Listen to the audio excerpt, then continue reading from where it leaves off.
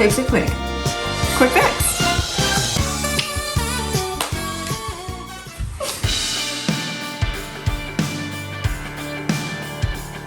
Hey guys, welcome to Highway 30. In today's quick fix, we're going to take this used up candle from Red Leaf Home and give it another life. We love the simple jar with the wood lid. And by the way, their candles smell amazing. So we're going to make this transformation happen with a Dollar Tree candle and a couple of different wax melts from Walmart. Mom gave us a couple of wood wicks from her candle making days. Yes, we told you she does it all. All we need to do is clean up the jar with a little heat, citrus essential oil, which smells so much better than the Goo Gone and works just as well, and then alcohol to help get that oil off and clean up the jar. The lid looks a little worn, so I'll also use some of the Jolie wax to give it a new life. I'll add a vinyl decal, and this candle will be ready to light again. We hope you enjoyed this quick fix.